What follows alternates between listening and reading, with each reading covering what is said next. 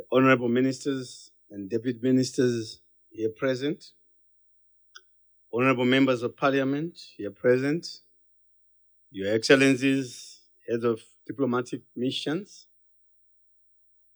senior government officials, members of the civic and business organizations, as well as the academia here present, members of the fourth estate, members of the Swedish community in Zimbabwe, distinguished guests, ladies and gentlemen. On behalf of the government and the people of the Republic of Zimbabwe, and indeed on my own behalf, I wish to extend to you, Chargé, and through to you to His Majesty King Carl XVI Gustaf, the rest of the royal family, the government, and people of Sweden, hearty congratulations on the occasion of the National Day of Sweden. Chargé, we join the people of Sweden in celebrating their National Day in a double milestone year for the country. As the Chargé has already mentioned, and please allow me to highlight for embassies, it has been 5 centuries since King Gustav Vasa ascended to the throne, ushering in a new era that had shaped modern Sweden. In September this year, His Majesty King Carl XVI Gustaf celebrates 5 decades on the throne, making history as the longest reigning monarchy in the country's history. It is indeed a historic year for the nation of Sweden, and as the bright blue and yellow cross flag is waved throughout Sweden and beyond, I wish to recall the long-standing relationship that exists between Sweden and Zimbabwe.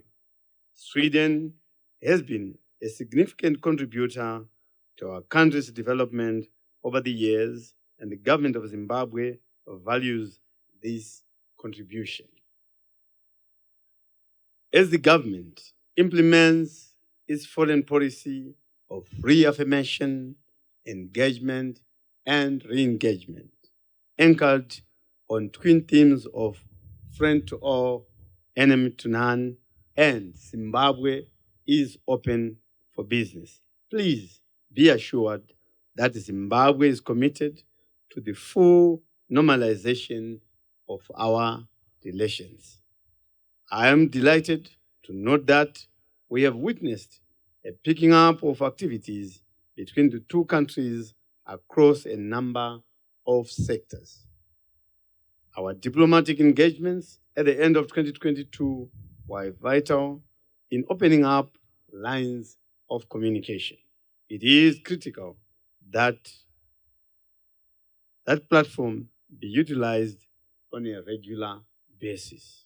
Furthermore, there have been technical visits in areas that include energy, environment, meteorology, governance, and institutional capacity building. The government of Sweden is significantly supporting a number of sectors, which, with your indulgence, I will highlight some of them. In March this year, this residence hosted the official launch of the Utariri Biodiversity, Climate Change, and Livelihood programs, which was given an elevated status with the presence of the First Lady, Dr. Auxilia Mnangagwa. Just a month ago, this residence once again hosted a significant event, that is the signing with the UNICEF of Sweden's contribution to the Child Protection Fund 3. In addition, Sweden is also supporting initiatives aimed at ending gender-based violence and promoting various segments of health, the environment, climate change, adaptation, and catalyzing the economic development of the informal sector, amongst many other programs. We are sincerely grateful for this multi-sectorial and multi-level support, which has contributed and is still contributing to the poverty alleviation, capacity building, and ultimately socio-economic development. It is the hope of the government of Zimbabwe that we can also witness the return of direct government-to-government cooperation, as was the case in the past. Chargé, distinguished guests, as I conclude my remarks, I wish to briefly touch on the subject of the forthcoming harmonized elections.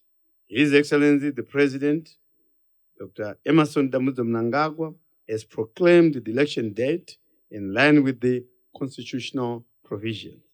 I take this opportunity to reiterate the commitment of the government of Zimbabwe as clearly and consistently articulated by His Excellency the President to the holding of transparent, free, fair, and violence-free elections.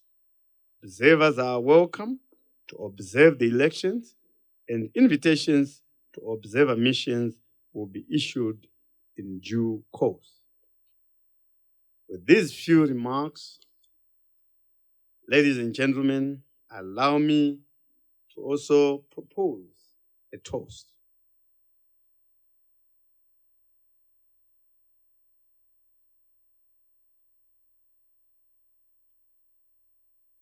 To the good health of His Majesty King Carl XVI Gustav, and to His Excellency the President Dr. E.D.